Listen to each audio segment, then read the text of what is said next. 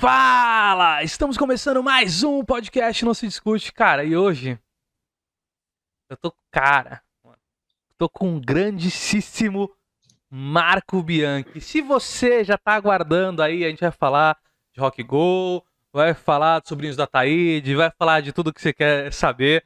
Vou perguntar tudo pra ele. Se ele não quiser responder também, mas que eu vou tocar, eu vou. E aí, Marcão, tudo certo? Muito obrigado, cara. Maravilha, Rafael. Muito obrigado pelo convite.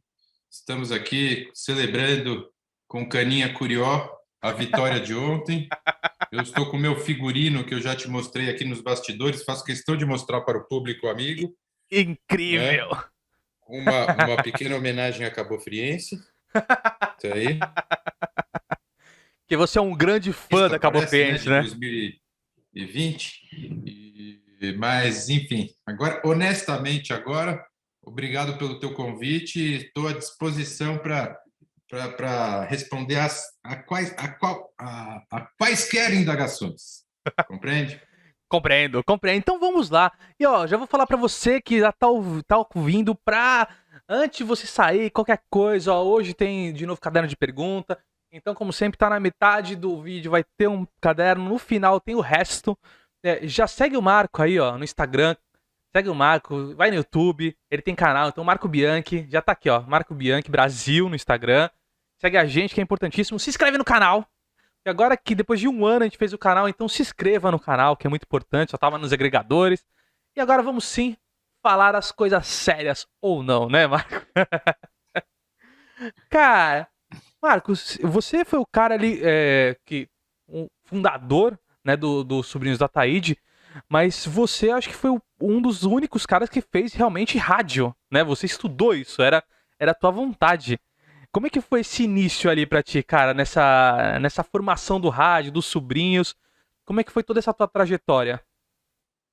Eu entrei na faculdade em 1991, né? Até já revelando a minha velhice, a minha melhor idade. Então, em 1991, eu entrei na faculdade de rádio e televisão. Eu não sei se essa faculdade ainda existe. Acho que, em alguns casos, ela se tornou audiovisual e É, absorveu as mídias digitais, né? As mídias de internet. Pelo menos na USP foi assim. E então eu tinha já a perspectiva de fazer algum trabalho também no rádio, né? E isso acabou acontecendo pelas circunstâncias, por força das circunstâncias. Primeiro, porque eu e alguns amigos, há alguns anos, tínhamos o hábito de gravar bobagens assim em gravadores e ficar falando bobagem e ficar se divertindo nas nossas horas vagas, né? Então, isso já despertou um pouco o meu interesse pelo áudio. Mas nessas gravações a gente fazia tudo improvisado e tinha coisas engraçadas e outras que não tinham a menor graça, porque ali ficava tudo na base do improviso e do vamos ver. Quando eu entrei na faculdade, hum, eu tive a oportunidade de fazer um trabalho para a faculdade de rádio, um trabalho de rádio que eu batizei de Rádio Alegre, e que acabou dando origem a uma sondagem junto à Rádio USP. Eu peguei aquela fita do trabalho da faculdade, levei à Rádio USP e acabei conseguindo sensibilizar o diretor da rádio na época, o Melquiades Cunha Júnior, que achou o trabalho interessante. Era uma coisa muito amadora, ainda muito embrionária. era muito bruta, não era um trabalho ainda elaborado, era uma coisa meio mal resolvida. Mas ele conseguiu enxergar ali algum potencial. E com isso que enfim, comecei o que eu posso chamar de uma carreira de radialista, fazendo esse programa na Rádio USP. E nesse período da Rádio USP, na verdade, no período anterior, eu já tinha participação de alguns amigos nessas gravações. Quando eu fiz esse trabalho na faculdade, eu já chamei o Felipe Xavier, inclusive, para fazer algumas vozes no meu trabalho. E depois, quando eu consegui esse espaço na Rádio USP, eu imediatamente chamei ele para participar disso. Na época tinha o projeto tinha outros participantes, tinha o meu irmão, o Caio Graco, tinha um amigo de faculdade, o Paulo Campos, E o Felipe Xavier, que era um cara frequente, que estava presente nas gravações, e o Paulo Bonfá, que participava esporadicamente. Era um projeto que não tinha remuneração e não tinha nenhum ibope, não tinha nenhuma audiência e nenhuma fama. Então, de fato, cada um ali tinha a sua vida. Eu fazia faculdade de rádio e TV, o Paulo fazia faculdade de administração, o Felipe arquitetura. Cada um tinha o seu trabalho, um no escritório de arquitetura, o outro na refrigeração de supermercados e umidificação de ambientes de supermercado. Aos poucos eu consegui Tudo uma trazer. loucura. Cada um numa Oi? parada nada a ver. Ninguém, naquele momento, não se tinha ainda a perspectiva de que aquilo pudesse ser uma profissão. Sim. Na verdade, quem acreditava naquilo naquele momento era mais eu mesmo, porque era a profissão que eu tinha escolhido, então eu me dedicava àquilo totalmente. Aquilo era o meu projeto de vida. E os amigos tinham outros projetos e o Felipe, principalmente, se encaixava, né, nas horas vagas para participar dessa Rádio Alegre. E então isso durou durante 4 anos, foi o começo de toda a minha carreira, foi quando eu tive a oportunidade de criar uma série de personagens. E outro dia até eu tive um desgosto aí, Ah, porque teve uma repercussão de coisas dos sobrinhos do Ataíde. Primeiro com uma declaração do Felipe de que eu teria acabado o grupo por conta de uma bobagem lá, de um tá. episódio irrelevante, irrisório. E sendo que, na verdade, os motivos do rompimento foram mais sérios, foram questões de registro de direitos autorais e questões funcionais dentro da sociedade. Eram questões Entendi. fundamentais dentro da sociedade, não eram detalhes, não eram bobagens que pudessem. Enfim, eu nunca terminaria um projeto tão bem sucedido quanto aquele por bobagem, óbvio. E o Felipe acabou soltando essa, eu me vi obrigado a ir a público no YouTube desmentir essa versão dele. E daí muitas pessoas me chamando de arrogante, que eu só falo de mim, que é Ah. tudo eu, que eu não dou valor para os sócios, que eu acho que eu que sou legal, que eu Aham. sou velho, que eu sou chato, que eu sou mau caráter, mentiroso. A E daí internet, né? Internet sendo tudo isso internet. e tudo isso também porque eu respondi a uma pergunta participando de uma conferência como essa, de uma live, dizendo, a pergunta era, você começou no rádio com o Paulo Bonfá? É. E daí eu tive que esclarecer a situação, porque, com o perdão da metáfora, a situação do Paulo Bonfá foi assim, é aquela namorada, aquela mulher que você passa 4 anos chavecando, enquanto você não tem dinheiro e não é famoso, e ela só te dá um pé na bunda. Aí Entendi. um belo dia você consegue se dar bem na vida, consegue um reconhecimento, consegue algum retorno financeiro, e daí a namorada de repente Vira aparece fixa. e passa a estar completamente acessível. E Entendi. depois você se ferra de novo e ela some de novo. Então, é uma metáfora meio pesada até, mas é só para que as pessoas entendam que eu não sou um egoísta, um mau caráter, Uhum. uma pessoa que não dá valor para o trabalho dos outros. Eu dou muito valor para o trabalho do Paulo e do Felipe. E, graças a eles, os meus ativos criativos se tornaram um grande negócio. Eles tiveram essa capacidade de transformar aquilo em um negócio, conseguiram expandir aquilo de uma. Mas é claro que eu também não abro mão dos meus créditos e dos meus direitos autorais, dos meus ativos, do meu patrimônio intelectual, porque afinal de contas a minha carreira, o meu grande ativo na minha carreira é o meu patrimônio intelectual. Acontece que todos esses personagens criados à época dos Sobrinhos do Ataíde acabaram sendo registrados de uma forma coletiva, eram direitos individuais, foram registrados coletivamente. Eu nunca entrei na justiça para reverter essa situação, Uhum. Mas depois de alguns anos eu tentei reverter na base do diálogo, não consegui. Entendi. E de forma que eu fiquei nos últimos, desde 1999, eu fiquei com todo o meu repertório interditado. Eu não pude fazer nenhum quadro de nenhum daqueles personagens que eram criações minhas. Não eram Entendi. criações coletivas, eram criações minhas, no caderno. Eu era caligrafia no começo, era datilografia. Era sempre eu Os com o roteiros meu eram seus. caderno, com o meu desemprego, com a minha pobreza, eu não ganhava nada para fazer aquilo. Então Entendi. foi um sacrifício mesmo, ao longo de 4 anos, um sacrifício de quem acreditava que lá na frente aquilo poderia acontecer, como de fato, felizmente, aconteceu. Então, eu dou muito valor para o trabalho dos meus ex-sócios.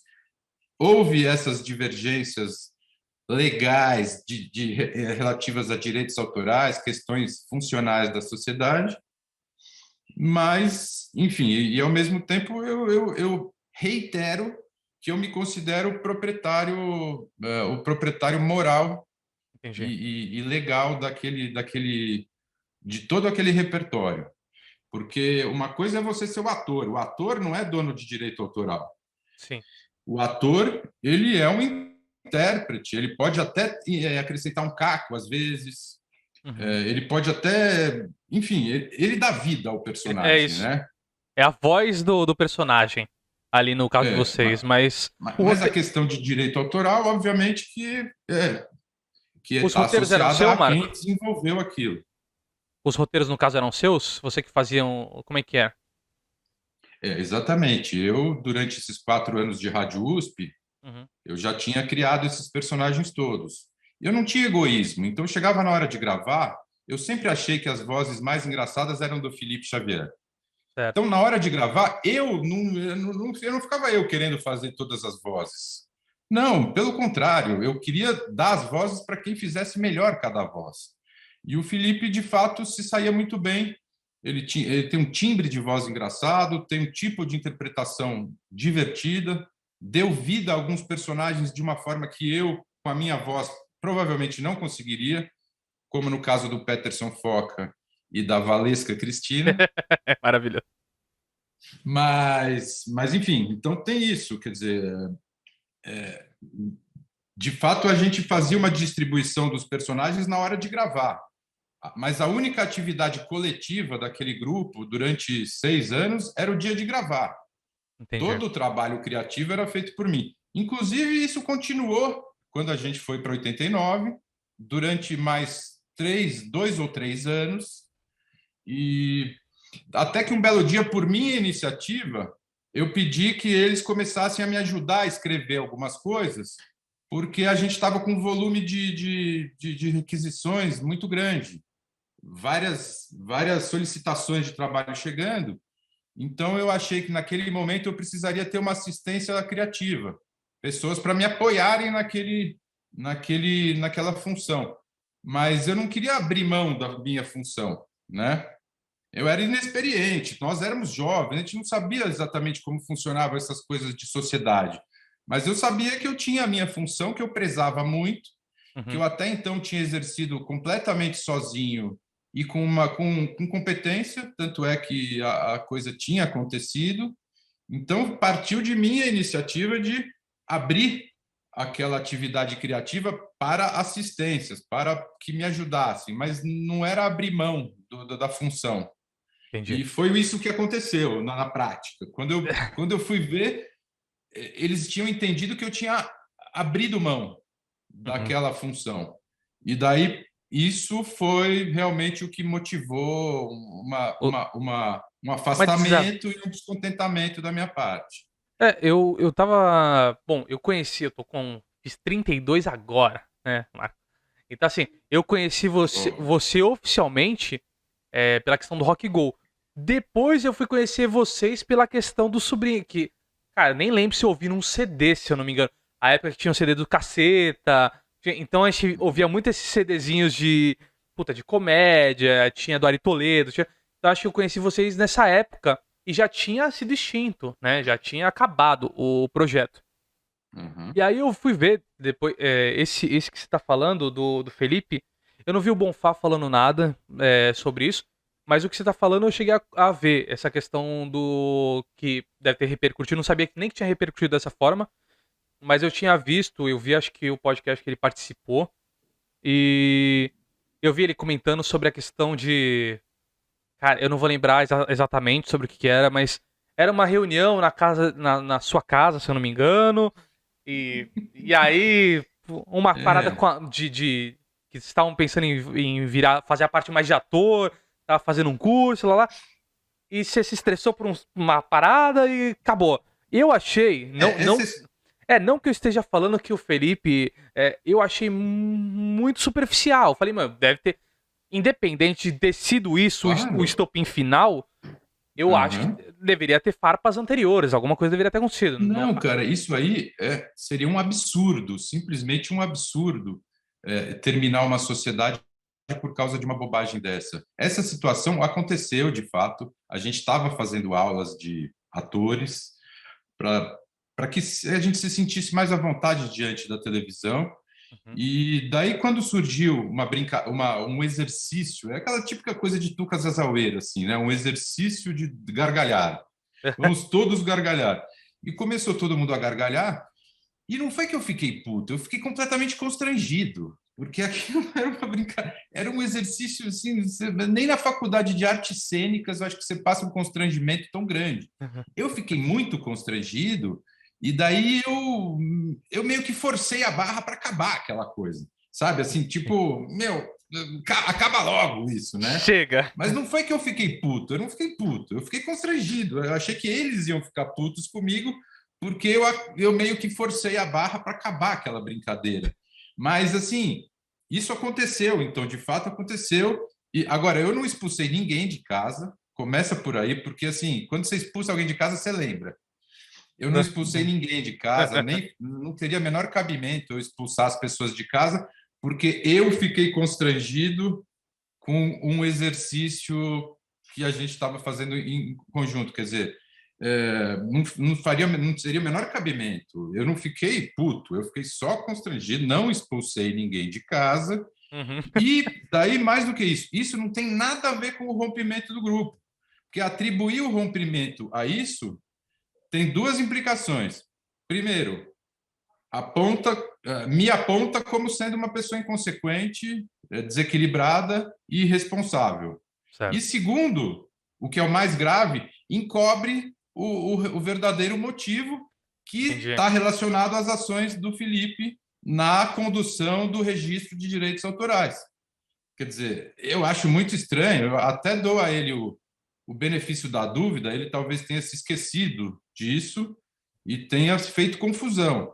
Mas eu, pessoalmente, já falei para ele mais de uma vez qual foi o real motivo do rompimento, com todas as letras. Sim. E o principal deles está relacionado a uma iniciativa do Felipe, uma iniciativa que eu considero equivocada do ponto de vista da legislação autoral e desleal comigo. Desleal comigo porque eu comecei aquele projeto, fui super generoso, sempre dei espaço para os amigos, fiz o possível para que os amigos entrassem naquele projeto e, de repente, quando eu vou ver, o meu repertório está todo interditado em um registro coletivo, e E, daí as explicações dele nunca me convenceram, assim. Ah, não, mas que a gente era que... A última que eu ouvi foi, não, a gente era que nem o Hermes e Renato, a nossa criação era coletiva.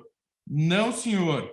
O Hermes e Renato pode ter a criação coletiva, acho que funcionava dessa forma. Eles criavam tudo sim, realmente sim. em grupo. No meu caso, não. Toda a criação, como eu já te disse, era eu com o meu caderno. Eu, durante muitos anos, eu guardei todos os meus cadernos. Eu tinha 20 cadernos com manuscritos de todos os programas da Rádio USP. Só que eu nunca achei que eu fosse precisar guardar aquele amontoado de papel para provar o que quem viveu aquilo sabe que é verdade, né? Quer dizer, assim, eu tenho. Se algum dia isso for necessário, espero que não seja, espero que não. Até já me cansei muito desse assunto, porque é muito desgastante para mim, depois de Imagino, tantos imagino. anos, voltar nisso. Mas, assim, se algum dia for necessário, eu tenho como provar que todas aquelas criações são minhas. inclusive pelas pessoas da Rádio USP, porque quem ficava lá na Rádio USP, ia lá, editava os programas e não sei o quê, era eu que fazia faculdade ali. Então, assim, eu não quero nunca assim falar que eu fiz tudo sozinho, não fiz. A ajuda deles foi muito valiosa, mas as questões autorais e funcionais da sociedade foram conduzidas de uma forma equivocada, injusta, desleal. E foi isso que gerou, infelizmente, essa divisão. E olha, se eu pudesse voltar no tempo, eu ia tentar explicar essa situação, ia tentar contornar isso, mas Entendi. recuperando o meu repertório autoral, o meu Sim, patrimônio intelectual. Se não desse certo, daí eu poderia romper. Na época eu era muito imaturo, todos éramos imaturos, e eu não soube como reagir e acabei tomando uma atitude mais drástica. Falei, não quero mais conversa. entendi. E, enfim, é coisa Imagina. da vida. E Eu deixa, tinha deixa eu te falar uma 20 coisa. e poucos anos, né? Que nem você falou, agora tá registrado coletivamente, né? Os personagens, o programa em si. Mas ele tá rodando de alguma forma? Esses personagens geram alguma coisa ainda pra vocês? Ou simplesmente tá parado isso porque tá em nome dos três e não dá pra ninguém mexer? Tá parado porque está em nome dos três e não dá para ninguém mexer. O verdadeiro proprietário desse patrimônio intelectual Uhum, ficou impedido de fazer o uso desses materiais. Então, o que acontece é que, desde então, o mercado pode abrigar vários programas de rádio do Felipe Xavier e outros, e sem nenhuma concorrência entendi. desse patrimônio. Quer dizer, será que aqueles personagens já estariam completamente ultrapassados, inúteis hoje? Creio que não. Entendi. Creio que eles ainda, muito daquilo ainda poderia ter um valor comercial muito grande. Então, daí né, o meu inconformismo, a Indignação com isso. enfim, minha Ah, cara. chateação com essa coisa toda. O que Não, não imagino. significa desprezar os outros ou o trabalho dos outros. Cara, o que eu fiquei pensando porque assim, eu já tinha até falado contigo antes da gente conversar, e depois acho que isso acabou indo pro ar de uma certa forma. E aí eu Uhum. fiquei pensando. Eu só não entendi uma coisa. Aconteceu tudo isso, vocês tiveram essa desavença. Depois disso, você foi trabalhar no Rock Go com o Paulo? Ou isso foi ao mesmo tempo? A relação. Foi. E vocês conseguiram manter a relação normalmente, né? Sim. Só um segundinho. Para fora, jacaré. Fora, jacaré. Eu tenho um cachorro aqui que cada 3 segundos ele entra na sala. Vai lá para fora, jacaré. E foi isso, assim. Daí, claro, isso gerou um desgaste muito grande, essa questão do rompimento da sociedade, mas depois de alguns anos, assim, eu nunca fiquei, sabe, assim, rompi com os caras, não quero nunca mais falar, odeio. Não, eu fiquei bem conformado com essas questões autorais, mas se isso se resolvesse, para mim o resto poderia ser contornado tranquilamente, sabe? Eu ainda acreditava que tinha muita, ainda acredito que tenho afinidades com esses caras. Tanto é que pouco tempo depois, eu e o Paulo, meio que por linhas tortas, acabamos nos juntando de novo por uma iniciativa da MTV, que chamou ambos para fazer uma nova edição do Rock Go.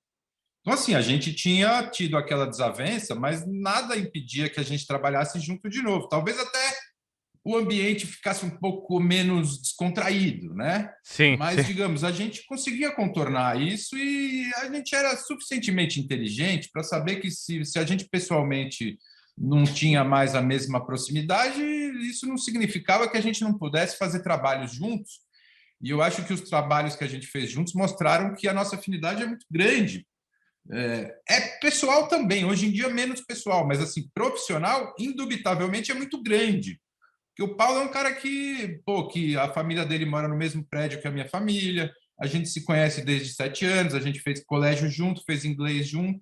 Então, muitas vezes, a gente, só de olhar para a cara um do outro, já sabia o que o outro estava pensando.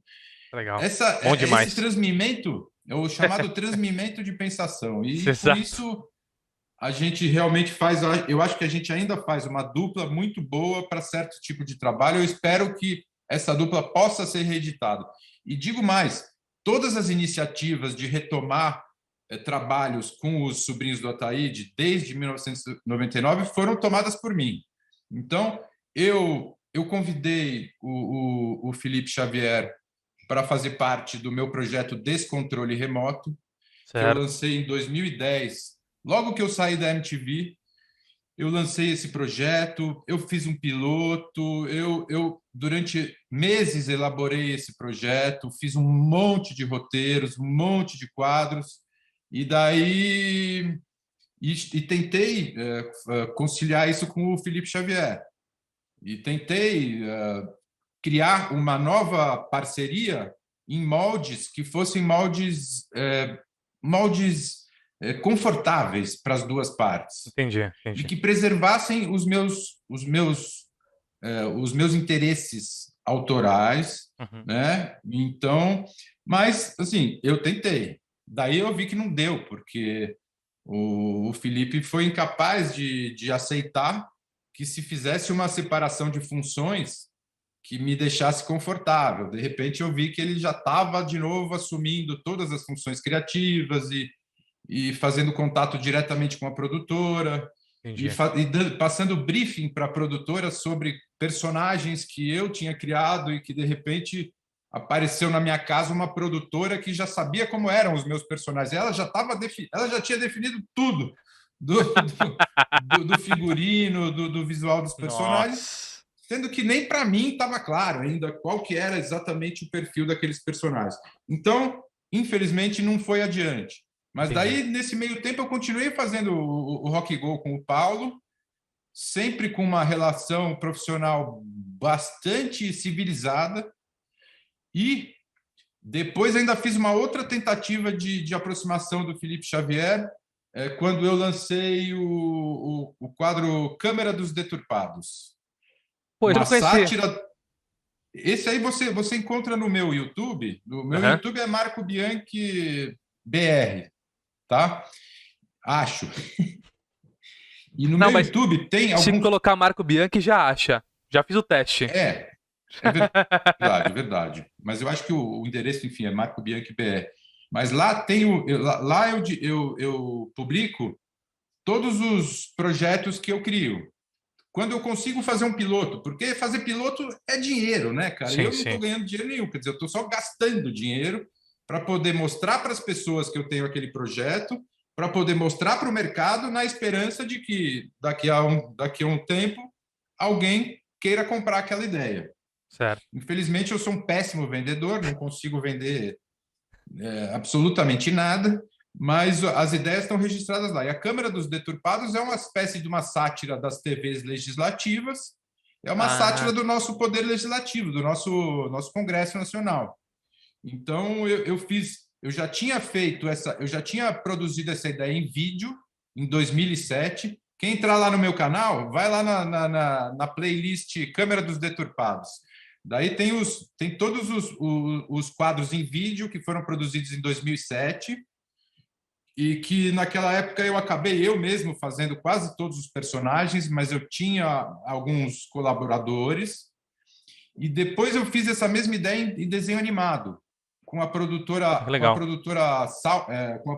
Zoe Filmes, um amigo, Carlos Gaiotto, que é um produtor paulistano muito competente, produz formatos interessantes e se juntou comigo para fazer esse piloto em desenho animado. Então, esse material está todo lá no meu canal. E eu chamei, mais uma vez, fui lá, ingenuamente até, propor que o Felipe fizesse comigo esse formato. Porque eu falei com todas as vezes, Felipe, eu não sei vender essa porcaria, eu sei que você é um cara super competente para isso. Você é competente artisticamente, eu sempre reconheci isso, tanto é que fui eu que te chamei para trabalhar comigo, mas eu acho que, assim, eu também tenho o meu talento artístico. Agora, na hora de transformar isso em um negócio, você é muito mais competente. Então, eu quero me aproximar de você de novo, porque a gente une as forças artísticas e tem a sua competência empresarial para que certo. isso não fique só no papel, para que não seja mais uma boa ideia desperdiçada. Você se importa em não estar na direção artística do projeto? Você se importa de você trabalhar apenas como intérprete e empresário, diretor executivo do projeto? Não, não me importo. Então tá bom, então vamos fazer. Eu tô com isso já bem encaminhado. Então vamos tocar o barco. A gente não se falava há muito tempo, mas eu achei que naquele momento a gente poderia de novo Hum, unir as forças. Ele aparentemente concordou, mas depois nunca mais respondeu e depois entendi. sumiu, deu perdido e não quis participar do projeto. E daí e naquele momento, aliás, você me desculpa aproveitar esse espaço para lavar roupa suja, Pô, mas fica tranquilo. naquele momento, inclusive, eu reiterei para ele todos os motivos pelos quais eu tinha rompido. Do Quer dizer, Ataíde. isso foi faz poucos anos. Entendi. Falei, ó, só se resta alguma dúvida a respeito do nosso rompimento, o que me incomodou foi registro de direitos autorais individuais em nome coletivo. Eu gostaria que você revertesse isso. Eu estava na esperança de que ele tivesse o bom senso de abrir mão desses direitos e me devolver aquilo que é meu de direito. Sim. E ele não, até por isso eu expus o motivo, eu mais uma vez expus o motivo da separação. Expliquei que a questão da função criativa que foi invadida sem que eu quisesse, eu não queria abrir mão da minha função criativa, eu queria uma assistência, eu não queria um substituto, né? Então, quer dizer, as razões para ele foram sempre colocadas por mim com muita clareza. Pena que ele não tenha entendido. Agora eu espero que com essa com essa com essa molecagem desse vídeo aí dizendo que Sim. acabei com os sobrinhos do Ataíde a troco de banana, que me rendeu dezenas de ofensas no YouTube. Eu espero que a partir de agora ele não insista mais nessa tese, porque é uma tese completamente enganosa. É, eu acho que seria até. Bom, eu acho que isso foi no Inteligência Limitada. Pra que você que não sabe onde foi, isso foi no Inteligência Limitada do Vilela. Eu acho que até o Vilela seria maravilhoso ele te convidar até pra você dar o outro lado. Até porque o canhão dele é muito maior que o meu, entendeu?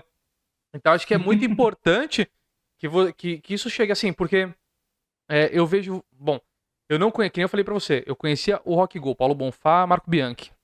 Eram Uhum. as pessoas que estavam ali na minha TV que eu assistia.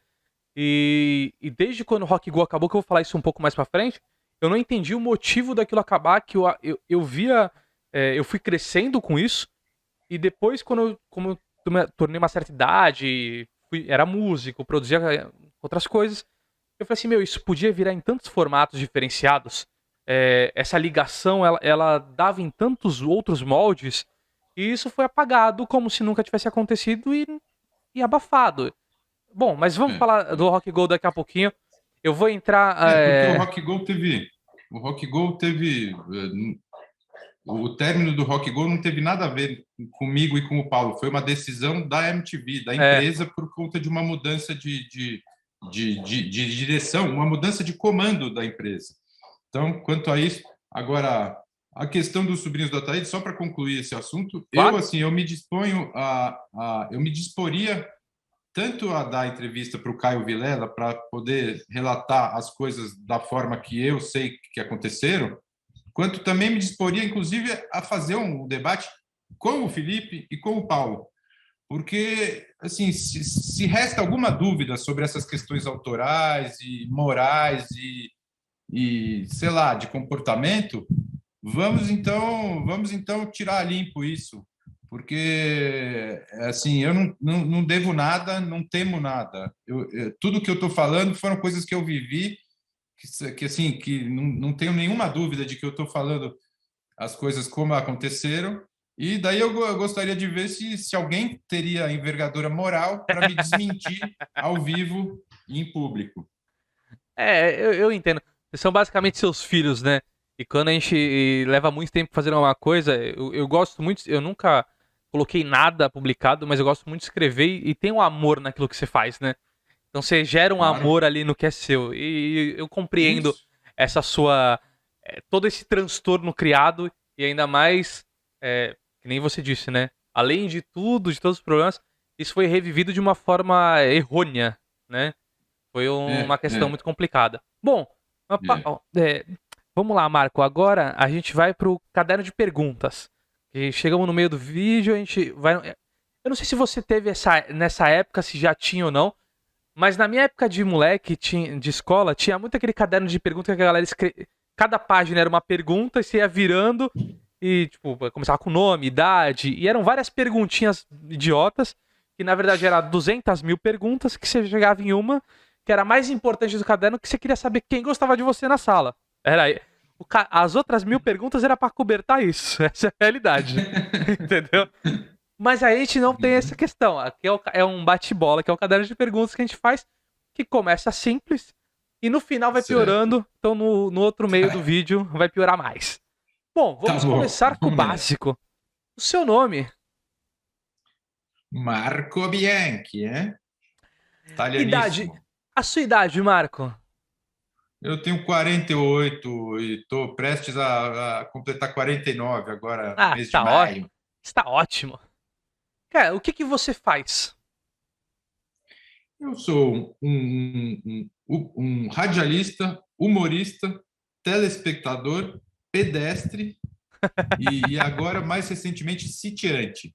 Porque eu me Sítio. mudei para um sítio, agora eu moro aqui no aprazível município de Atibaia. Opa. E então, estou aqui plantando meu pomar, cuidando da cachorrada, reflorestando aqui uma área do sítio que estava ocupada pelo capim. Então, faço tudo isso e um pouquinho mais. Que beleza. E se você não fizesse absolutamente nada disso, o que que você estaria fazendo hoje? Fora jacaré! Fora jacaré! Bem, se eu não estivesse expulsando o meu cachorro da sala, que é o que eu faço durante o dia, porque afinal de contas ele já passa a noite inteira dentro da sala. Durante o dia ele tem que aproveitar o sol aí, ô rapaz. E se eu não estivesse fazendo o que eu faço, o que eu faria? Que você estaria. Se você não fosse radialista, criador, humorista. é, Agora, eu nem lembro a palavra que você usou, mas criador de sítio. Ou Sitiante. sitiário. Sitiante. Sitiante. Sitiante. Olha, eu passei perto de algumas outras profissões na minha carreira. Eu poderia ter sido um bombeiro, eu Caraca. poderia ter sido um policial. Eu, Sério, quando mas. era criança, eu Ah, queria muito ser bombeiro ou policial. Eu tinha um fascínio, eu tenho até hoje um fascínio assim tremendo por aqueles uniformes de bombeiro, aqueles capacetes, meu, aquelas espadas de bombeiro, enfim. Eu sou um cara meio assim, eu não gosto de injustiça. entendi. Então, eu talvez tivesse me aventurado por um lado do serviço de segurança, ou polícia ou bombeiro. Mas isso durou até uns 6 anos de idade. Daí, aos Cara, 6 anos de idade, eu queria ser jogador de futebol. Quem sabe se eu, enfim, tivesse tido alguma chance de começar a jogar bola moleque ainda, depois eu comecei a jogar basquete. Eu até em algum momento da minha vida eu achei que eu poderia me tornar um jogador de basquete. você com seus E 2 metros e 10, né? Seus 2 metros e 10 pois aí. é, não, ainda bem que eu era armador, né? Mas eu treinei alguns anos lá no Paineiras e tal, um time fortíssimo do Paineiras do Morumbi. Fizemos muito sucesso naquela época, principalmente entre os adversários. E depois podia ter sido um arquiteto também, porque eu gosto muito de casa, eu gosto de construir, eu gosto de ver as transformações. Eu cheguei aqui no sítio, cara, as coisas estavam de um jeito, o sítio meio abandonado, com um monte de coisa para resolver.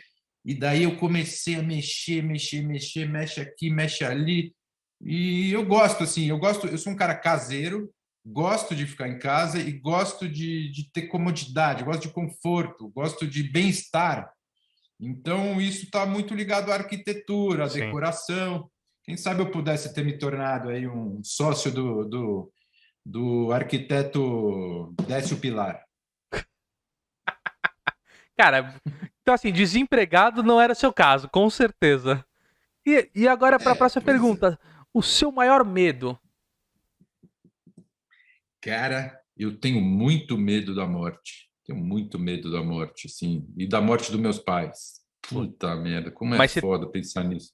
mas você tem E medo tenho. porque você acha que não tem nada, ou, porque, ou não saber, ou por acreditar. Qual o medo? Ou de morrer doendo, de ser. É de sofrimento, de velhice, de doença. Eu não Entendi. acredito que eu vá para o céu depois de morrer. Se eu acreditasse, se eu acreditasse em religião, eu acharia que eu iria para o inferno.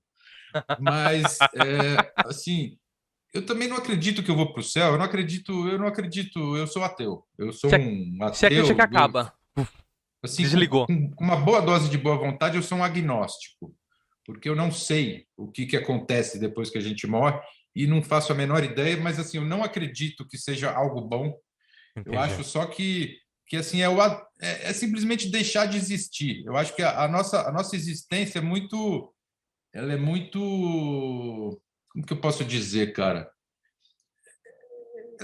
É muito, puta, cara, insignificante. Sim. É muito frágil. A nossa vida é muito frágil, sabe? Assim a gente vai morrer, ninguém sabe. Putz, cara, você está aqui no meio do. Eu tenho muito medo também de coisas espaciais, assim, Tá. de questões astronômicas. Então, eu tenho muito medo que caia um meteoro na minha cabeça. Eu tenho medo que a Terra exploda. Eu tenho medo de fenômenos naturais, tipo chuvas e não sei o quê. E outra coisa, eu tenho muito medo da burrice. Que a burrice, Ah, além de ser um cargo vitalício, é uma das forças mais destrutivas da natureza. e é uma coisa que, assim, a gente não vê muito no Brasil, né? É raro. É, sim, é uma coisa assim, praticamente extinta aqui. Mas beleza. Cara, ó, e vou te falar uma coisa. A maioria das pessoas que respondem, a grande maioria, a maior porcentagem é assim, eu não tenho medo de nada. E eu sempre fico pensando, caraca, eu tenho medo de tanta coisa, velho. As pessoas não têm medo de nada. Mas agora você realmente passou de todos os patamares de medo. Eu tenho Bom, medo de tudo, cara. Tenho medo de tudo. uma, qual a sua maior vergonha? Ou uma coisa que você sofreu na sua vida, tipo, um incidente que aconteceu, caiu da escada na escola, qualquer coisa, ou uma coisa que você tenha vergonha até hoje, tipo, subir num palco, fazer certa coisa. Olha, eu sou uma pessoa tímida. Eu tenho vergonha de palco. Eu tenho muita vergonha de palco. Eu me sinto super intimidado por situações de falar em público, por incrível que pareça. Então, assim, eu tive que Que louco, né? superar essa vergonha para minha carreira inteira. Hoje eu estou aqui, depois de 30 anos de carreira, falando com você com alguma desenvoltura, com algum grau de descontração, assim, de tranquilidade. Mas isso demorou para mim. E eu ainda sou muito ansioso. Então, se eu tenho uma situação de ter que falar em público ou ter que. Já me surgiu a oportunidade, por exemplo, de fazer stand-up comedy. Mas, cara, eu não É. me sinto à vontade naquele ambiente. Nem Todo mundo com o te formato. olhando, esperando, assim, eu quero rir. É uma situação. É. E daí aquela coisa, se você, sei lá, dá um branco, né? Para quem é ansioso é foda, cara, porque o branco, né, sem querer fazer nenhum tipo de afirmação de calúnia racial aqui, mas o branco é uma das coisas que mais me assustam na vida, porque você tá de repente ali num palco, daí você. A ansiedade é foda, cara. A ansiedade te faz esquecer o que você está falando e te faz. Eu tenho a minha mente, as imagens, os pensamentos rolam muito rapidamente. Eles se embaralham, eles se sucedem. Então, às vezes eu esqueço o que eu estou falando porque eu já comecei a pensar numa outra coisa. E daí isso em situações ao vivo é complicado. Para mim, para fazer aquele programa ao vivo na 89, ou, desculpa, na MTV, para fazer aquele campeonato de futebol ao vivo, era um Sim. sacrifício para mim. E com o tempo eu me superei, digamos, nessa dificuldade. Mas é uma questão complicada. Eu tenho muita autocrítica, eu sou muito crítico, então, assim, eu me constranjo com muita facilidade. Caraca, Eu me sinto, eu sou muito impiedoso, implacável comigo mesmo, entendi, com as entendi. pessoas e principalmente comigo mesmo. Então, eu não gosto de me ver em situações em que eu estou inseguro. Assim, Exposto, né? A e eu exposição. entendi que para os meus trabalhos de humor, eu sempre tenho que fazer a lição de casa antes de ir para o trabalho. Assim, eu Entendi. preciso me preparar psicologicamente e criativamente para fazer esses trabalhos. Senão eu chego, eu fico inseguro, sou muito inseguro. E tenho vergonha do nosso Brasil atualmente, viu? Tenho vergonha do judiciário, vergonha do executivo e vergonha do legislativo. E vergonha do eleitorado também, que permitiu que a situação chegasse a esse ponto. O meu maior medo é quem não tem vergonha disso. Quem não tem vergonha disso que é um problemático. Mas, e É. agora, pra gente terminar a primeira parte do caderno, cara, uma história sua de derrota, assim, uma coisa que foi uma coisa ou engraçada ou inusitada. Você tem alguma história que pode ser de rock go, pode ser do Ataíde, pode ser de apresentação, alguma coisa que aconteceu Olha, muito de derrota. Você falou, nossa. Depois tu ri, né? olha, Mas na hora é horrível. acho que teve muita derrota na vida, né? Não sei se na profissão, talvez nem tanto. Eu acho que a minha profissão é uma profissão, minha carreira, apesar de todos os pesares, eu acho que é uma carreira vitoriosa. Mas olha, eu tive situações de muita. Eu acho que, por exemplo, uma derrota pessoal para mim foi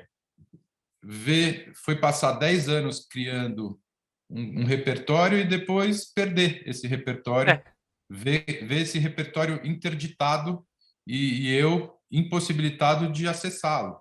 Né? sim. Quer dizer, é um trabalho de 10 anos. É um trabalho, poxa, são os filhos, como você disse, são É. filhos que de repente você se vê afastado deles. Então, É, isso não- é uma já, é grande mai- derrota. já é a maior Outra derrota. grande derrota É. Outra grande derrota foi esse período recente da minha carreira. Quer dizer, eu acho que eu tenho, poxa, eu tenho tantas ideias, eu tenho tantas propostas de humor, eu amo a minha profissão, eu me disponho, com todas as minhas limitações, a correr atrás de contatos para tentar viabilizar essas propostas todas, mas nos últimos anos eu só me ferrei. Quer dizer, foi uma fase de muita angústia, muito desgosto, Essas muito são derrotas desânimo. mesmo, né? Não são as derrotas É que uma a gente ri ainda. São derrotas que é vai passar. Assim, isso. isso aí vai transitar, não tem jeito. Uhum. É, E, Mas ainda dói, ainda dói. imagino. E daí para citar assim uma situação um pouco mais amena, foi uma vez que a gente fazia uma como é que se diz? Tinha uma caravana da escola, sei lá como é que eu vou falar isso agora. A escola fazia shows e a Ah, gente ia tipo apresentar um os trio shows. elétrico, algumas coisas assim? Era o Skol Rock. Ah, Na tá, tá, verdade, tá, Skol Rock. Foi uma tá. época que a gente teve um patrocínio da escola e daí a gente tinha que ir de cidade em cidade apresentando os shows, né? A gente anunciava as bandas. E daí, numa dessas viagens, a gente foi para o Rio de Janeiro e na hora que a gente entrou no palco, com aquele bando de gente berrando, meu, xingando, cara.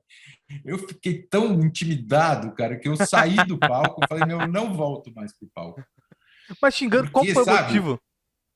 Não, porque os caras estavam xingando a gente pra caralho, assim. Eu não tava preparado para subir num palco e ficar 100 pessoas me xingando e, meu, querendo tacar coisa em você, sabe? Assim, eu não tava, eu não tenho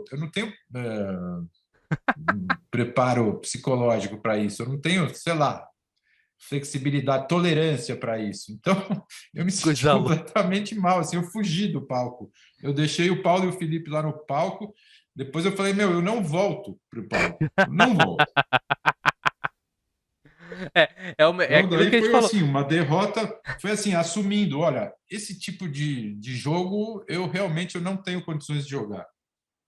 Maravilhoso, maravilhoso. Uma Cara, WO, foi uma derrota por WO.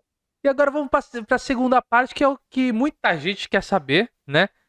Que é de todo esse tempo, desses 14 anos que a gente virou de Rock Go, onde eu conheci vocês, onde a MTV realmente, acho que, eu posso estar enganadíssimo, mas pra mim era o maior dos canais, onde as pessoas, todos os jovens, adolescentes, jovens adultos estavam ali, onde a gente conhecia tudo que era rock, conhecia tudo que era música, estavam antenados das notícias. A MTV que inseriu basicamente o rock a grande escala no Brasil, abriu pra muita gente que não tinha conhecimento algum. E vocês estavam lá fazendo uma coisa totalmente diferente da música, mesmo sendo com músicos. Estão fazendo futebol, que é outra paixão nacional.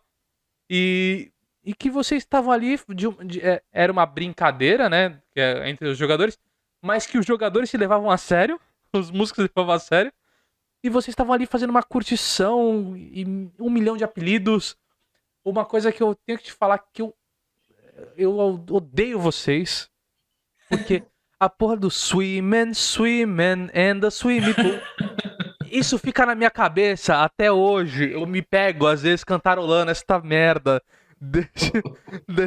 desta música. Perdão. Cara, e é uma coisa. E eu lembro até que depois, quando entrou a época que fizeram os desenhos, a Liga da MTV, eu não lembro nem o nome, que eram super-heróis, fizeram vocês em desenho e a musiquinha, e o clipe. Cara, isso é uma explosão. E como é que vocês primeiramente foram convidados pra entrar na MTV? Da onde surgiu isso? Da onde surgiu o Rock Go? Como é que foi tudo isso, cara? A MTV nos convidou para fazer o Rock Go pela primeira vez por conta do programa Sobrinhos do Ataíde. Tá. No programa Sobrinhos do Ataíde, eu tinha um quadro que era o Mesa Quadrada Futebol Moleque. Ave Amit, hoje no primeiro bloco, Palmeiras. Segundo bloco, mais Palmeiras. Terceiro bloco, só Palmeiras. Quarto bloco, Corinthians, São Paulo, Seleção Brasileira, Meninos do Vôlei, Gêmeos do Pelé. E mais uma pitadinha de Palmeiras. E então, graças a esse quadro, surgiu o convite para o Rock Go. Pela primeira vez, nós participamos daquele campeonato. E pela primeira vez, eles fizeram daquele campeonato uma superprodução, com uniforme, campo, câmera, torcida, cabine de transmissão. Então, aquilo foi realmente uma epopeia. E daí, quer dizer, mas isso no começo era um evento anual. Porque o Rock Go a gente gravava, a gravação durava uma semana e depois as exibições se alongavam por um mês. Mas a gente gravava como se fosse ao vivo e depois eles editavam aquilo e montavam jogo a jogo, exibiam jogo a jogo. Então, o começo foi assim. Mas depois de um tempo, eu já tinha acabado com os Sobrinhos do Ataíde. Acabado com os Sobrinhos do Ataíde. Por favor, não use essa frase contra mim. Nós já tínhamos acabado a sociedade. E daí eu estava sem trabalho. E daí eu elaborei um projeto de uma mesa redonda. Entendi. Humor e futebol e roqueiro. Quer dizer, músicos, convidados. Então, eu criei esse formato que seria um formato de um debate esportivo que seria relacionado a fatos reais, quer dizer, Campeonato Brasileiro, possivelmente com convidados reais, jogadores, treinadores, porém com prioridade no humor. Porque é muito diferente você fazer um programa de esportes com humor ou você fazer um programa de humor com esportes. Entendi. E a minha proposta sempre foi essa segunda. Foi o humor, a prioridade aqui é para o humor, não é para a informação, não é para jornalismo, não é porcaria nenhuma. É o programa de humor. O importante é a desinformação, na verdade, nesse caso. É o destrabalho. Pior que não, porque você sabe que dentro daquele formato a gente acabava também tendo um pouco de informação. Sim, eu lembro. Era inevitável, né? Porque estava falando do campeonato, quer dizer, a gente não ia inventar resultados ou a gente não ia inventar convidados. Mas da minha parte, eu comecei a desenvolver um personagem. Porque eu falei, Marco Bianchi, telespectador e pedestre, acha que joga bola. acha que é centroavante, não tem mais joelho, assim, nunca estudei futebol. Então, quem sou eu para chegar aqui querendo competir com pessoas que passaram a vida inteira estudando futebol e que lembram até a escalação do Olaria de 37? E daí, de repente, eu vou chegar aqui, eu vou querer concorrer, competir com essas pessoas? Não. Eu vou fazer o meu trabalho no meu molde de humorista. Daí eu comecei a desenvolver o meu personagem, formado na FODERJ, Faculdade Odair É Ernesto maravilhoso. Júnior, membro da ADEBRA, Advogados do Brasil, vice-presidente do Conselho Deliberativo da Abraão, Associação Brasileira dos Arremessadores de Amendoim Ornamental, Maravilhoso. formado em futebologia, torcedor da Cabo Friense, entusiasta do projeto Libertadores 2150 da Cabo Friense, e por aí vai, né? Amigo do empresário João Ponês, dos amendoins João Ponês. Então, eu comecei a criar um universo de fantasia que estava inserido dentro de um contexto em que se tratava também de coisas verdadeiras, reais. É, E engraçado que quando eu levei esse projeto, eu e o Paulo, a gente estava afastado na época. entendi. Mas, assim, ao mesmo tempo em que eu levei essa proposta, batizada de Bolas, eu me lembro até hoje, eu na sala do diretor Zico Góes, com um calhamaço de papel daquele projeto Bolas, e apresentando aquela ideia para o Zico, e o Paulo Bonfá, sem que eu soubesse, É, ele também estava em contato com o Zico Góes, tentando chegar a um acordo para fazer alguma atração regular, né, que fosse além daquele do torneio. Então, nós estávamos um de cada lado ali, meio que procurando a mesma coisa, e nesse momento a MTV nos uniu novamente em torno desse formato. E daí esse formato foi de 2003 até 2010, quando a MTV, a empresa teve o seu comando trocado. A MTV Brasil, que era uma marca que havia sido cedida para a MTV Brasil tinha sido cedida para o Grupo Abril. é isso. Olha lá, olha lá. Essa é a Fimose, tá? Federação Internacional de Mosquiteiros Elementar, uma entidade cabeça aberta. Mas, e daí, a MTV, com essa mudança do comando da empresa, que era do Grupo Abril e voltou a ser da Viacom, Sim. que é uma... Você acha que é uma empresa americana? Bom, eu sou totalmente... Eu também não manjo, mas ok. Totalmente desligado dessas questões corporativas, mas fato é que mudou a direção da empresa e na mudança eles alteraram uma série de coisas. A primeira coisa que eles alteraram foi o Rock Go, acabaram com o Rock Go. Não sei se porque a gente era muito caro, a gente já era, sabe aquele funcionário velho que já ganha muita grana e é folgado demais? E daí eles meio que se livraram do Rock Go. Acho que foi um grande erro, né? Porque é um produto que poderia continuar existindo até hoje e por muito tempo, continuando sendo uma coisa vanguardista. Infelizmente, na minha concepção, cara, a MTV, depois que mudou a questão da Abril, ela deixou de ser MTV. Ela podia se chamar qualquer outra coisa, porque a MTV que a gente conheceu, de todos os VJs, todo aquele universo da MTV, foi embora. Não deixou de existir. Hoje é basicamente um monte de enlatado americano que é colocado lá e tocar o barco, assim.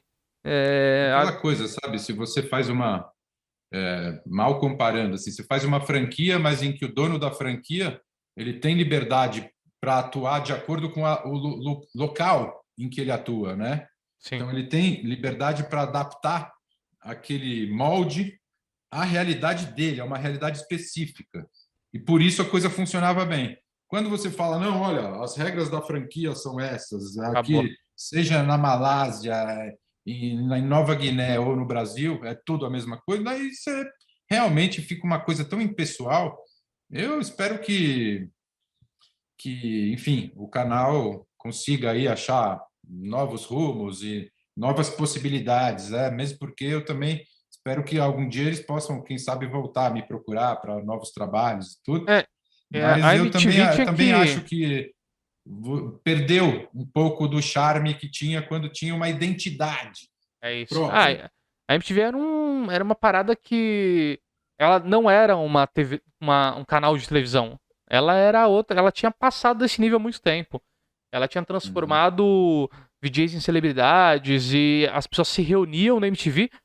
Eu acho que eu lembro de ter aquele debate MTV que tinha os DJs trocando ideia entre eles.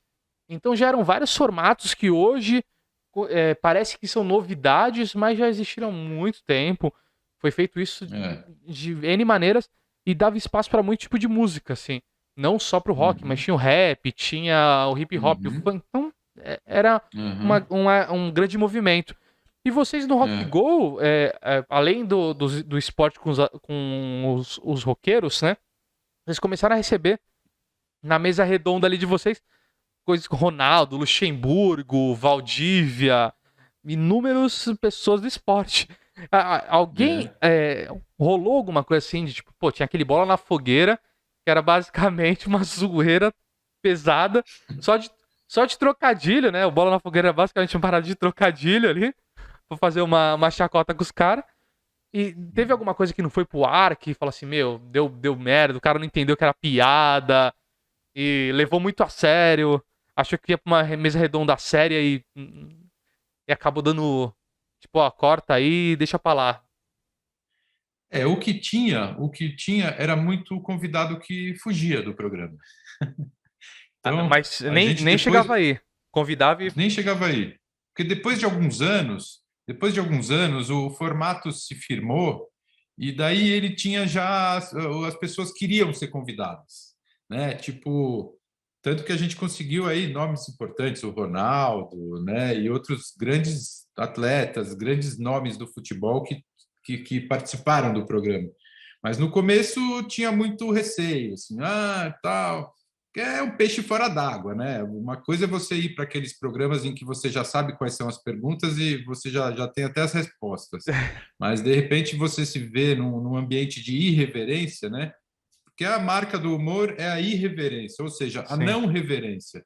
Ou seja, não reverenciar a pessoa, por mais importante que ela seja. Você ter uma postura de ousadia, de enfrentamento amistoso, cômico, divertido, não uma coisa agressiva, mas não deixa de ser uma forma de enfrentamento, né? E muitas vezes os convidados também não, não se como é que eu posso dizer? Os convidados ficavam meio incomodados assim, nem Sim, sempre sim. eles entendiam ou achavam graça ou entendiam mesmo o espírito da coisa. Então teve situações difíceis. O filho do Pelé, por exemplo, não ficou meio irritado assim.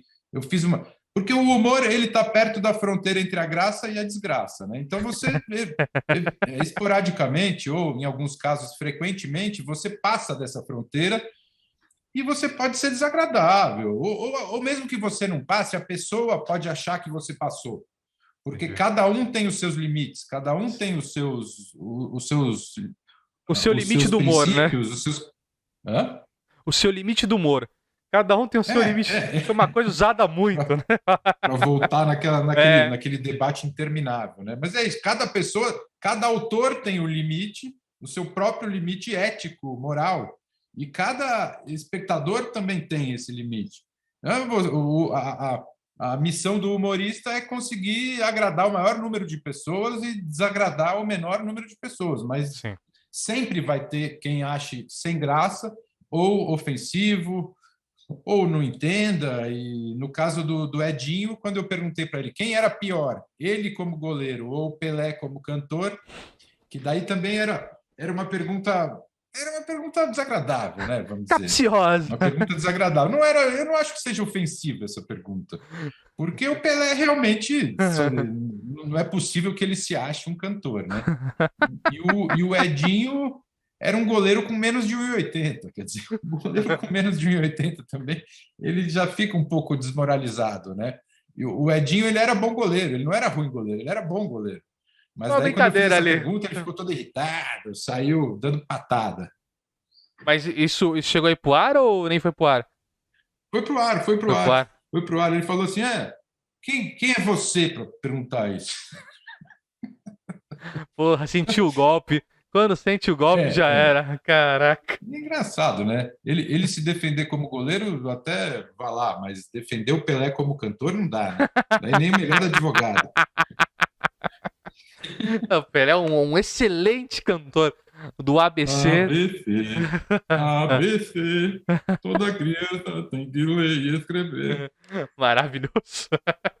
Cara, e que é o que você falou no Rock Go, vocês criaram o universo, que era nos estádios de Birigui, e tinha toda uma parada ali de que levava a crer que o evento durava um mês realmente. Tinha todos os empresários, né, japonês. Né? Então era um universo do Rock Go ali que funcionava e que, cara, eu não realmente não entendo como isso não transitou para outros lugares ou como isso não foi aberto de formas totalmente diferentes, porque acho que os próprios atletas, os atletas, né? Atletas não dá. Os próprios músicos, os atletas, eles gostavam de participar. Eu cheguei a conversar, se eu não me engano, com o Badawi, falei sobre isso. Teve mais algumas pessoas que eu conversei que eu falei sobre isso.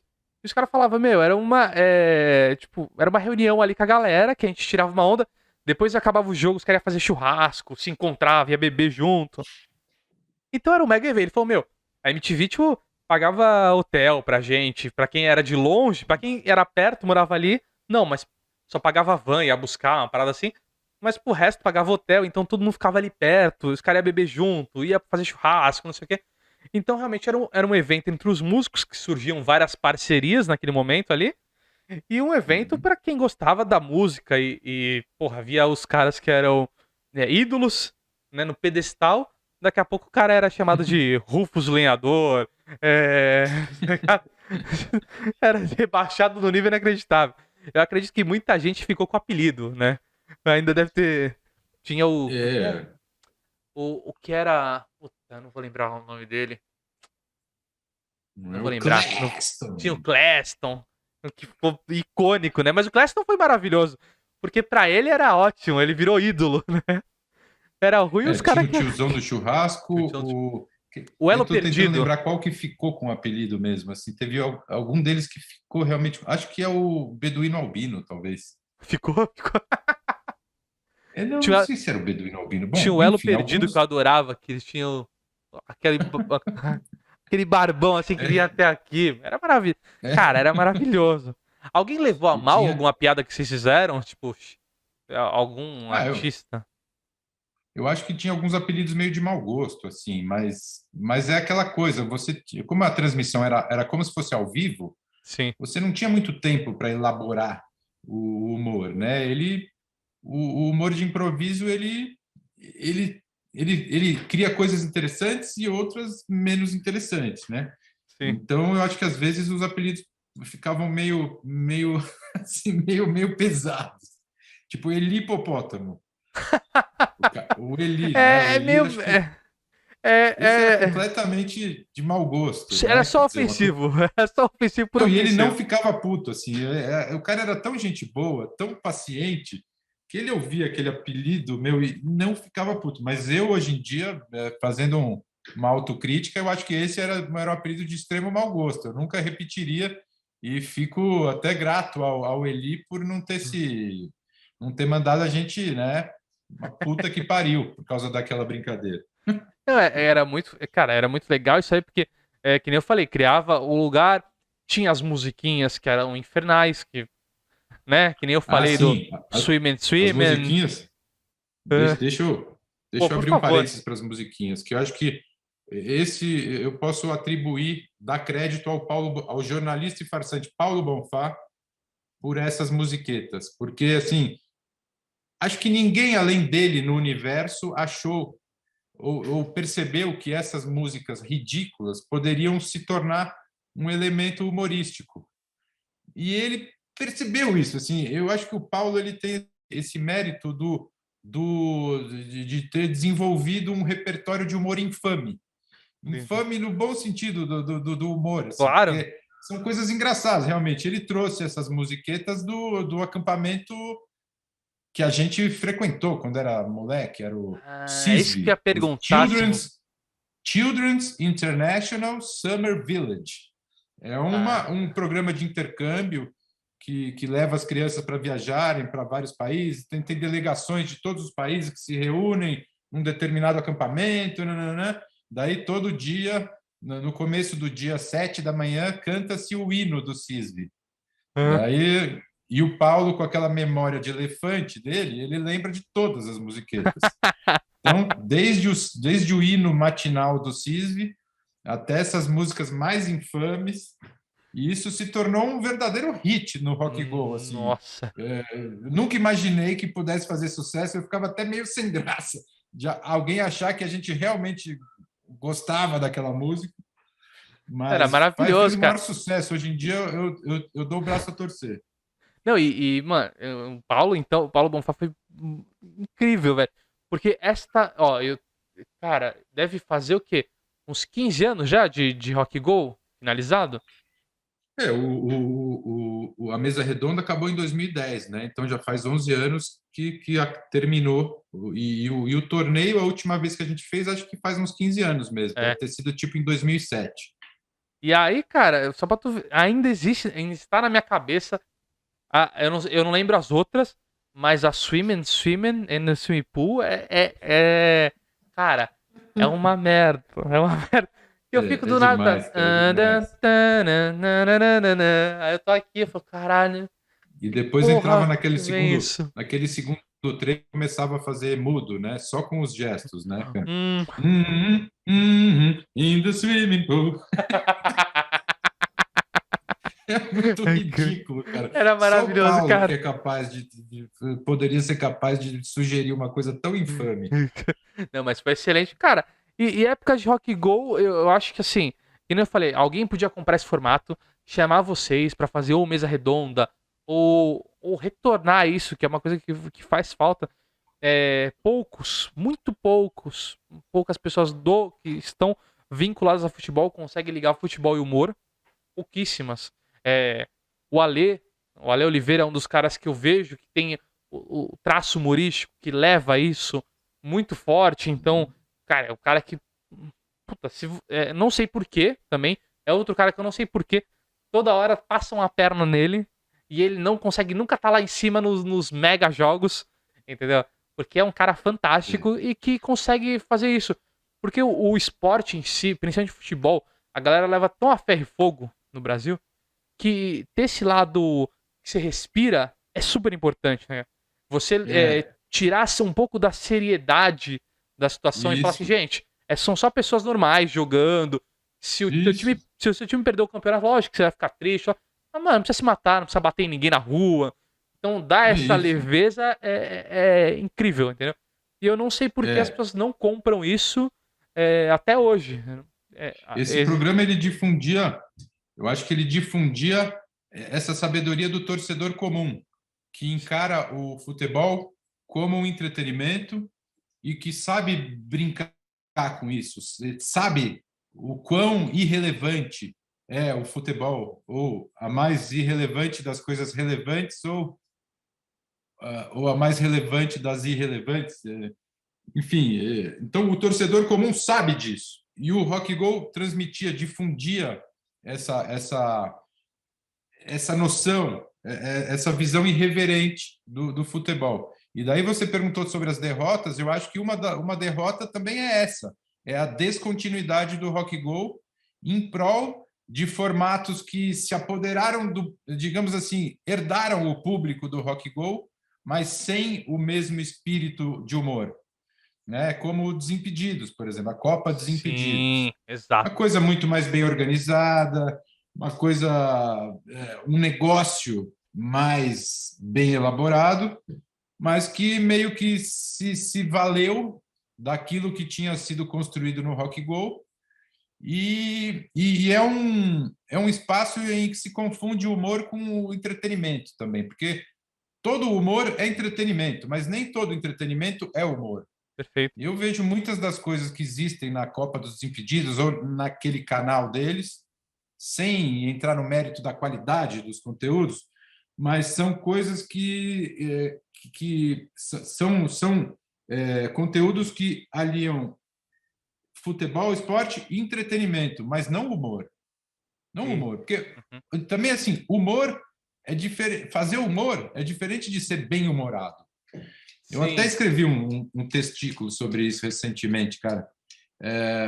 Porque, assim, o humor, para você fazer uma piada, você elabora, por mais fraca que seja a piada, você elabora um texto, uma ideia, um gesto, uma situação, faz uma referência a alguma coisa que existe, você tem uma certa elaboração. É diferente de você fazer uma transmissão do campeonato alemão com o Milton Neves, o Datena e o Neto, sim, tirando sarro de tudo e falando assim descontraidamente. Porque para você ser descontraído, basta você não estar contraído, sim, sim, sim, sim. entendeu? Para fazer humor, eu acho que as pessoas desprezam a complexidade do humor. Daí acham que qualquer pessoa pode fazer humor e acham que isso é uma coisa que você não precisa de um profissional, digamos, não precisa de um humorista para fazer humor. Realmente não precisa. Inclusive, tem gente que não é humorista, que é mais engraçada do que muito humorista. Mas, assim, por uma questão de respeito à arte do humor, você não pode achar que o humorista ele é tão dispensável assim. Se as pessoas É, achassem isso dos médicos, dos engenheiros, aí eu já escrevi isso, o planeta ia implodir de vergonha. o Desimpedidos, na verdade, é um grupo de. Basicamente ali que eles viraram um grupo de amigos. Então eles são muito. A questão daquela brincadeira moleque mesmo. Eles estão se divertindo um com o outro, mas não tem aquela. Não tem o roteiro da piada que vai dar o punch. Então tem toda uma Isso, construção pra chegar no ponto engraçado. Não. É simplesmente. É que nem se eu tivesse com os meus amigos aqui fazendo uma isso. brincadeira e filmando. Então é E bom porque parece que eu tô ali com eles, com um grupo de amigos, mas não é voltado sim, pra humor, pra fazer sim. piada do assunto. É algo saudável, é algo que eu não desprezo de forma alguma, é algo que também é condizente com o espírito do esporte e entretenimento, mas é um pouco diferente porque você tem geralmente pessoas físicas se expondo como elas são. Sim, Então, sim, eu, por exemplo, no Rock Go, por isso que eu fui criando o meu personagem. Porque não era eu que estava ali praticando minha evasão de privacidade, sim. falando o que eu acho, opinando sobre assuntos em que as pessoas nem pediram minhas opiniões. Eu estava colocando para essa função um personagem. Então, isso é o humor, quer dizer, é diferente de eu sentar numa mesa redonda e começar a falar o que eu acho do time do Palmeiras, por mais que eu fale de uma forma descontraída, né? Sim. Que aí já vira coisa séria, já vira coisa de paixão, de É, torcedor, tem tudo isso. é. É, Vira uma mas análise, né? Vira uma análise esportiva. pra gente chegar na segunda parte do caderno e finalizar o caderno de perguntas, que é o resto do bate-bola, eu tô fazendo isso que eu tô aprendendo a segurar público. Então, assim, faz metade no começo, metade no final. Se o pessoal quiser ver, segura aí. Fica aí até o final, né? Tem que ficar. Perfeitamente. Após o melhor da propaganda mundial, Isso. Cara, qual o seu hoje? Qual o seu objetivo ainda? olha, o meu objetivo é de tocar a minha carreira da mesma forma que eu toquei até hoje, ou seja, com respeito ao meu estilo, à minha natureza humorística, às minhas peculiaridades, à minha identidade de humorista.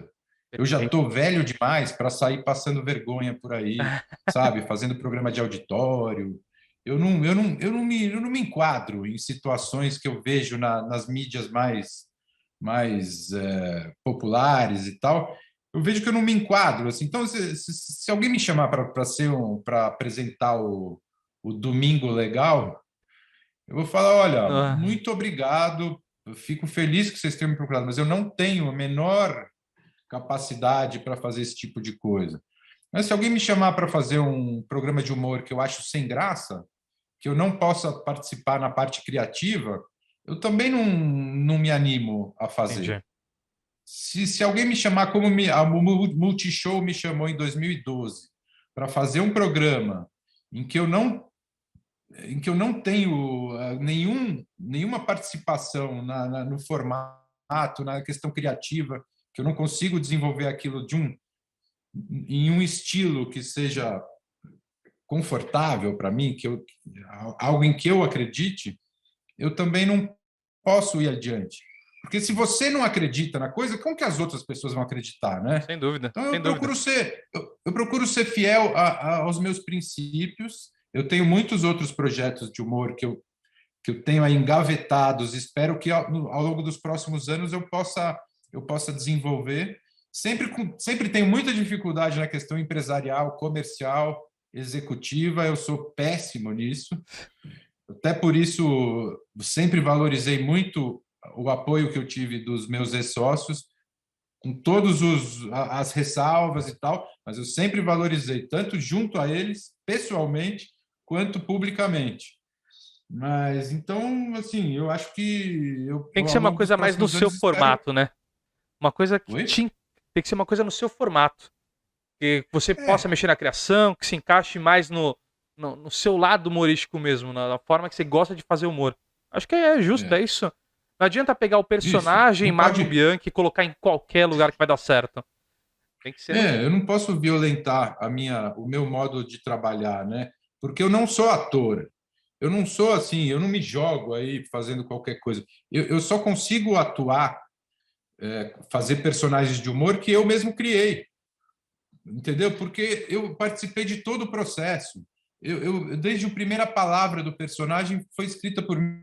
Então, quando chega na hora de interpretar, eu consigo realizar aquilo por conhecimento do processo todo. Sim. Mas eu não sou um ator que posso me encaixar em uma posição de um apresentador ou de, enfim, me encaixar num programa de humor de terceiros com facilidade. Eu até É. gostaria de ter mais essa versatilidade, mas é uma questão de estilo, de características, Ah, mas também, Marco, perfil. quando tu vai ter curso de ator, tu expulsa as pessoas de casa, aí não dá, né?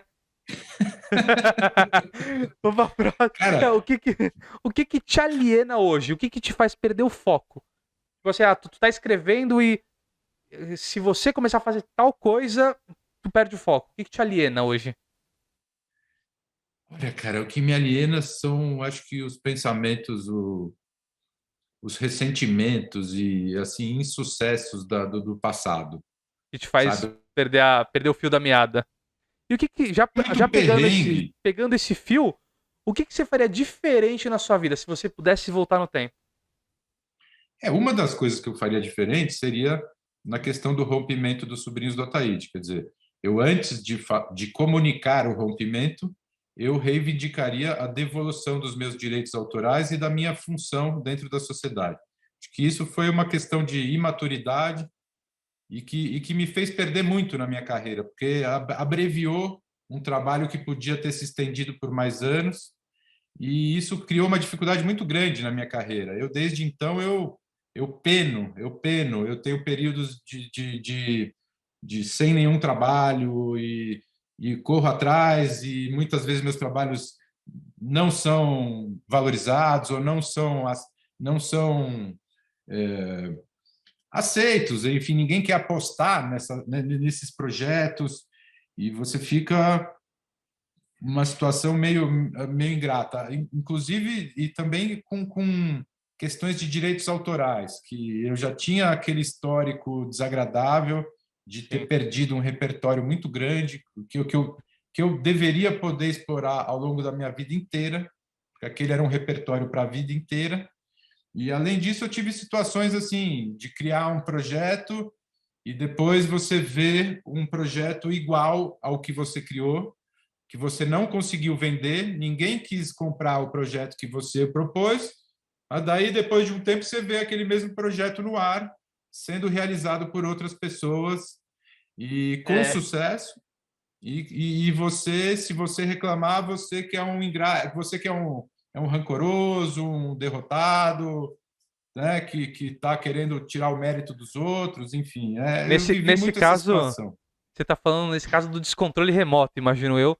Pra você que tá ouvindo aí, você pode ir lá no YouTube, procura Descontrole Remoto, tá no canal do Marco, no YouTube. E assim, talvez você sinta que pode parecer com alguma coisa. É isso. Pois é, É isso. pois é. E aquilo que foi feito com base naquele formato, assim, o que foi feito na Globo, que é o Tá no Ar, foi uma produção impecável. Os melhores atores, os melhores redatores, humoristas de primeira qualidade. Então ficou realmente um projeto vencedor, foi premiado internacionalmente. Agora, o meu pilotinho, pobrinho, mal feitinho, que eu paguei do meu bolso, do dinheiro que eu não estava ganhando, ele, obviamente, ele tem uma qualidade muito inferior ao que se fez na Globo. Mas o formato está lá o formato. Sátiras de estereótipos da televisão, sucessão de sátiras de formatos estereótipos, formatos comuns, intermediados por um personagem telespectador. E então, quer dizer, você tinha dado ali o esquema do programa, era esse. Eram sátiras de formatos que não eram imitações de programas de TV, eram sátiras assim, o programa de jornalismo policial, o programa de venda de joias, aquela propaganda de venda de joias. E o cara ia zapeando, né? Ele ia zapeando e ia passando. Daí ele passava os gnus de Botsuana no parque do Xunga Xunga. Daí ele trocava de canal, ia para outra coisa. E aquilo ficou...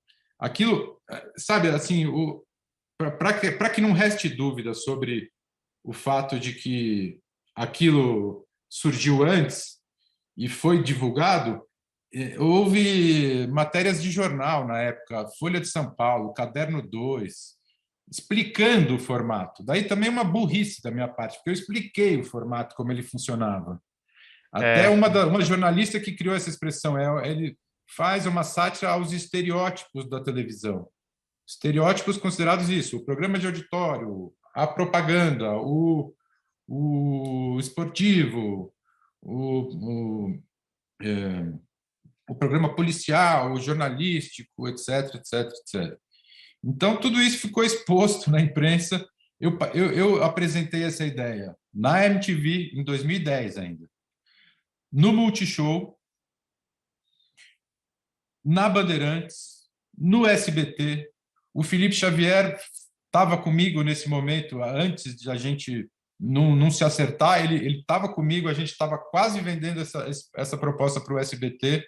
Tinha um diretor do SBT que estava falando que estava interessado, no fim acabou não rolando. Mas então a proposta foi exposta em todas as emissoras, as principais emissoras e nos meios de comunicação. Daí realmente eu dei muita sopa para azar, muita sopa. E agora. Bom, esse assunto já foi mais que exposto, né? Chega de tragédia. Chega de mágoa, né? O que Isso que eu te falei, você... que é muito alienação, assim, ficar remoendo essas coisas antigas, e eu não consigo, eu fico olhando muito para o retrovisor, ou passei muito tempo olhando para o retrovisor, e esquece de olhar para frente, né? É isso. Então esse é um desafio para mim. Eu tenho que lidar com essas frustrações e conseguir superar de vez. Eu acho que eu estou próximo disso. Às vezes eu tenho algumas recaídas em função das circunstâncias, como nesse caso aí da entrevista do Felipe. E Marco, o que você nunca contou? Pode ser Cara, uma... eu nunca tinha entrado eu nunca tinha lavado essa roupa suja em público. Eu só contei porque fui obrigado a dar a minha versão das coisas. Entendi. Mas eu acho que essas coisas são coisas internas, coisas que não se colocam assim em não público se joga, né? de uma forma leviana, né? E qual é a sua melhor lembrança de vida, cara? A lembrança de vida? Nossa, que difícil essa pergunta, hein? Falei que é piorando. Olha, eu acho que olha, uma lembrança maravilhosa que eu tenho foi quando os sobrinhos do Ataíde estavam começando na 89. depois desses 4 anos de perrengue, eu estava com a minha namorada num bar, ali em Pinheiros, tomando uma cervejinha e tal. De repente, a gente começa a ouvir a mesa ao lado falando: Pô, vocês ouviram esse negócio, esse programa aí da 89? Sobrinhos do Ataíde, não sei o quê? Meu, puta, é muito engraçado, cara, é legal pra cacete. Muito bom. Cara, eu fiquei Cara, super contente. isso deve ser. Ter o seu trabalho é, de verdade, assim, não porque as pessoas são seus amigos, mas ter pessoas que realmente estão totalmente fora do seu círculo e realmente gostam do seu trabalho é realmente estonteante. Meu, é E mesmo, pra, cara. pra nós Eu sou muito grato, finalizarmos. assim. Pra Eu nós vejo que tem finalizar. muito artista aí que acha que está fazendo um puta favor de dar atenção para os fãs, mas esquece que se não fosse os fãs, ele não seria nada, né? Exatamente isso. Exatamente isso. E tem muitos, viu? Tem muitos. É, Tem muitos. sim, acho que a grande maioria, inclusive. E pra finalizar, o que você esperava dessa conversa, desse papo? Cara, eu não esperava, eu não sabia absolutamente nada a seu respeito, Rafa. Olha aí. Então, eu eu caí aqui de paraquedas, sem saber muito o que esperar. Tenho participado de muitas lives, aí muitas conversas interessantes, mas eu devo dizer que fiquei muito contente aí de conversar com você. Acho que você é um cara muito inteligente, é um bom ouvinte. Opa, muito É uma obrigado. qualidade que as pessoas não têm atualmente, é saber ouvir. As pessoas querem falar, querem exibir, querem se exibir, mas elas perderam a capacidade de ouvir. E acho que você fez aí você fez a sua lição de casa, você fez boas perguntas, me permitiu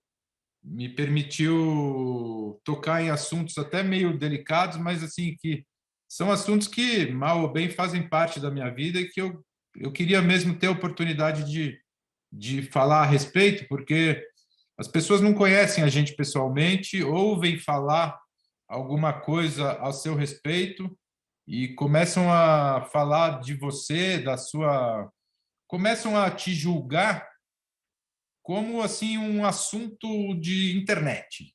Sim, aquela coisa mais perecível do mundo, sabe? Sim. Tipo, ah, esse aí é um filho da puta, um mentiroso, um mau caráter, um egoísta. Sim, sabe, de uma forma completamente assim tranquila, É, sem é, o, se é o odiado da semana, né? Quem vai ser o odiado dessa semana? Aí depois já passou, já. É isso. Não, exatamente, é isso mesmo. E daí você percebe como o trabalho de pessoa pública também é meio ingrato, porque você nunca vai ter a oportunidade de falar pessoalmente com cada uma dessas pessoas para defender as suas posições, para explicar as suas razões, né? Então, muitas vezes você corre o risco de ficar aí sendo difamado, caluniado e você não vai nem ter oportunidade de responder, né? Você vai só ficar, enfim, dormindo com o ouvido cheio de ofensa. Cara, mas muito obrigado, de verdade. Foi muito bom falar com você. Cara, você realmente é parte da minha adolescência como um todo. Então, assim, foi muito importante ver vocês introduziram uma coisa que eu nunca fui o fanático do futebol.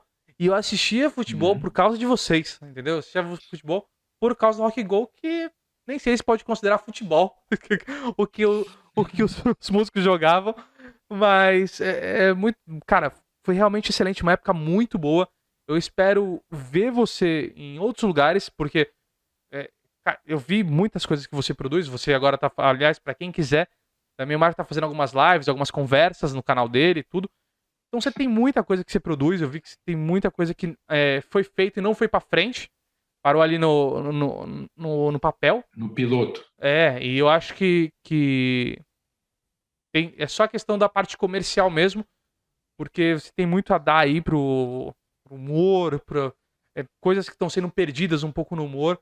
Tá se focando agora só num um lado do humor. Eu acho que a gente tem que abrir o leque. Eu acho que isso é importantíssimo. Você tem uma grande parte dentro disso. Muito obrigado, você foi um cara muito gente boa por ter trocado essa ideia comigo. Agradeço Valeu. demais. Sigam Obrigado. o Marco nas redes sociais. Tá aqui o Instagram, importantíssimo. YouTube. Se Maravilha. você não encontrar, é só Marco Bianchi. Bota na busca, vai estar lá. Vai estar lá. É o primeiro que vai Maravilha. aparecer. Então, você quer dar um recado Exatamente. final aí pra galera pra te seguir? Fique à vontade, o espaço é seu, meu querido. Galera, eu tenho muitas ideias que eu não tive a oportunidade de apresentar. As que eu pude apresentar estão ali publicadas no meu YouTube, nas minhas redes sociais. Eu não tenho sido muito ativo nas redes sociais, mas em função de questões pessoais, eu me mudei e estou em meio a reformas aqui na minha nova casa. Então, isso tá me consumindo muito tempo. Mas eu, em breve, vou voltar a apresentar essas propostas. Não perco a esperança de ter aí novos projetos que tenham o mesmo impacto que outros já tiveram. Então, peço que as pessoas aí pesquisem e deem uma olhada com carinho ali nos meus canais. E peço outra coisa, não, não julguem as pessoas por questões políticas. Não me odeiem por as minhas preferências políticas. Eu não sou nem bolsominion e nem sou petista. Para os petistas, eu sou bolsominion. Para os bolsominion, eu sou comunista. Mas eu não sou nem uma coisa nem outra. Eu sou um cara centrado, com o norte, tenho minhas opiniões, ninguém é obrigado a concordar com elas, somente respeitar mesmo. Mas, assim, eu não tenho pretensão de ser um cronista político, e muito menos de entrar na política. Eu apenas me dou o direito de opinar sobre coisas que afetam a minha vida, como afetam a vida de todas as outras pessoas. Mas eu acho que as pessoas têm que saber dividir o trabalho artístico, mesmo que achem que as minhas opiniões políticas são completamente idiotas e que sejam completamente diferentes das suas, mas entendam que isso é assim mesmo e entendam que mesmo assim o meu trabalho artístico pode ser apreciado, pode ser valorizado. Então é isso, meu É isso. amigo. Parabéns Cara, aí. eu concordo plenamente com o que você falou. Pra quem. Se você tem só um lado, ou compra todo o pacote de um lado só, eu já falei isso em outras entrevistas. Cara, eu não tenho um lado político. Eu compro ideias. Então, tem ideias que eu gosto mais da direita, tem ideias que eu gosto mais da esquerda. E Perfeito. para mim, a gente vai sair desse grande buraco que a gente está se enfiando cada vez mais quando todos conversarem e unir ideias que sejam importantes para a direita e ideias que sejam importantes para a esquerda, e a gente encontre um centro, Perfeito. não que o centro brasileiro atualmente seja centro, mas que a gente encontre um centro de ideias onde todos consigam se respeitar e ser ouvidos. Acho que esse é o ponto Tem principal. toda a razão. Concordo plenamente contigo. A gente tem que ter uma posição centrada e com o norte. E o norte são as ideias. O que vale a pena discutir são as ideias. Sim, E se você defende uma ideia, você não precisa atrelar você não precisa atrelar a sua posição política a fulano ou cicrano. Se o sim, cicrano fizer algo que seja de acordo com aquilo que você defende, aplauda. Se o fulano que você ama fizer algo que não esteja de acordo com as suas ideias, critique. Não exato, seja um populista, não seja um cordeirinho, não seja um personalista. exato. Sempre concentre-se nas ideias. São as ideias que vão levar o Brasil e o mundo para frente. É isso. Concordo plenamente nisso. E para você aí que ficou ouvindo até agora, vendo a gente, sabe, se você está ouvindo os agregadores, saibam que a gente está há um mês e meio no YouTube. Então vá procurar Não Se Discute Podcast no YouTube. Está começando o canal agora. Para você que está no YouTube, se você gosta só de ouvir, saiba que a gente está em todos os agregadores, iTunes, Google Podcast, Deezer, Spotify. Pode buscar onde quiser que a gente vai estar lá. E segue a gente no Instagram, que é importantíssimo. Eu busco convidados pelo Instagram. Então é importante que eu tenha uma fanbase maior. Então entra aí no Não Se Discute Podcast, segue a gente e se inscreve no canal, que é importantíssimo também para que esse projeto seja rentabilizado, para que a gente consiga dar um norte para esse projeto, para que as pessoas vejam a gente de uma forma, como posso dizer, profissional. Essa é a grande questão. porque muita gente está fazendo, muita gente quer buscar polêmica, muita gente quer não sei o quê. Eu simplesmente quero trocar ideia com pessoas diferentes e quero ouvir a história delas, quero ouvir a opinião delas, quero saber como elas são por trás de todo esse processo. Então, se você curte esse formato, ajuda a gente aí, só se inscreve, curte, comenta. Eu tô sempre tentando responder todo mundo, pode mandar e-mail, fica à vontade. Tá? E se você ficou ouvindo até agora, Marcão, muito obrigado de verdade. Agradeço demais sua presença. E agradeço demais a presença de todos vocês que ficaram ouvindo. Um efusivo abraço.